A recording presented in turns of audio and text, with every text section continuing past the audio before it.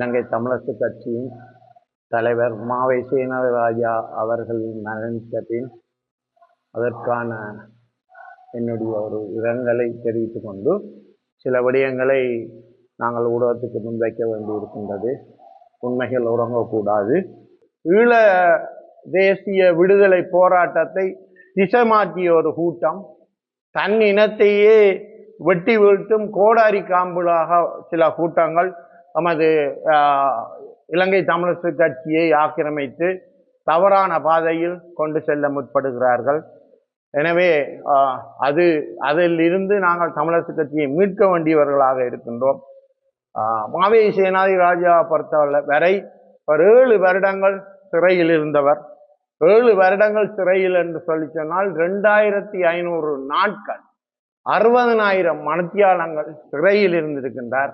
உங்களுக்கு தெரியும், நாங்கள் ஒரு போலீஸ் நிலையத்துக்கு போய் ஒரு முறைப்பாடு செய்ய போனால் கூட எங்களை 1 மணித்தியாலம் மறைத்து வைத்திருப்பார்கள். எங்களால் அது முடியாமல் இருக்கும். அது கூட எங்களால் தாங்க முடியாமல் இருக்கும். 60,000 மணித்தியாலங்கள் ஒரு சிறையில், எந்தவித காற்றோட்ட வசதியும் மற்ற சிறைகளில், அந்த காலத்து இலங்கை அரசின் பயங்கரவாத சிறைகள் எப்படி இருக்கும் என்று உங்களுக்கு தெரியும்.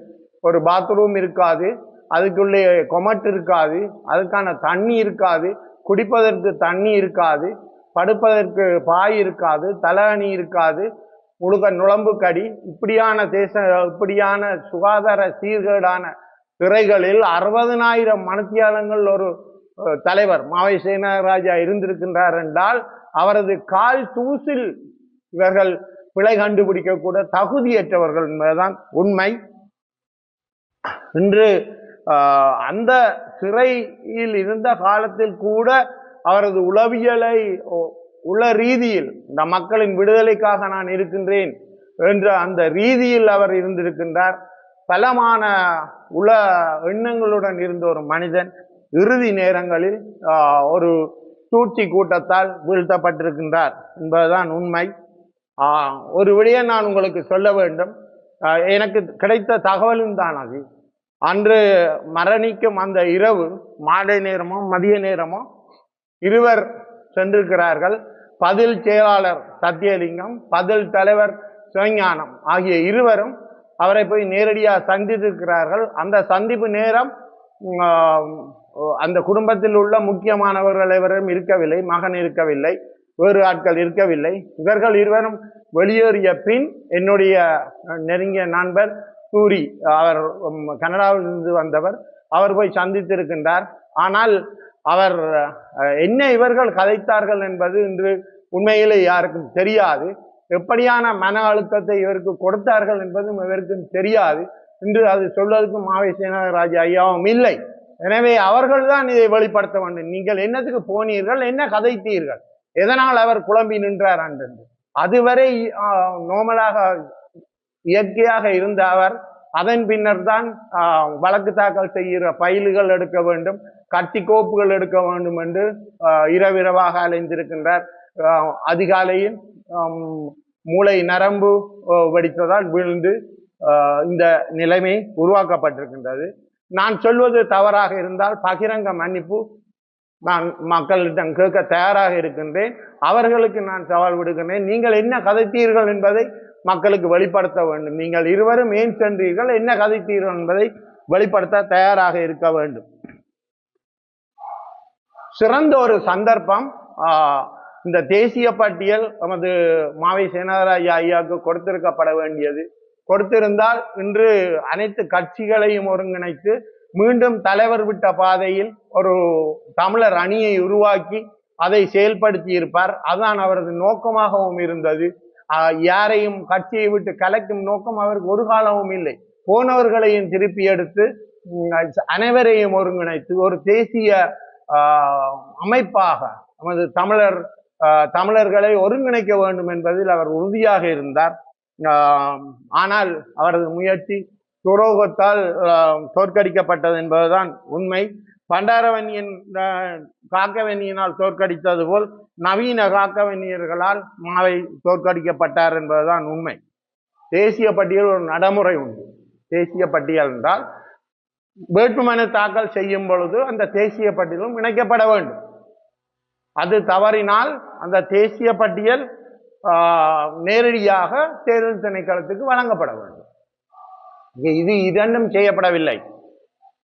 அது இமெயிலில் அனுப்பப்பட்டதாக அதுக்கு தகுதி வாய்ந்தவர்கள் பொறுப்பானவர்கள் சொல்கிறார்கள்.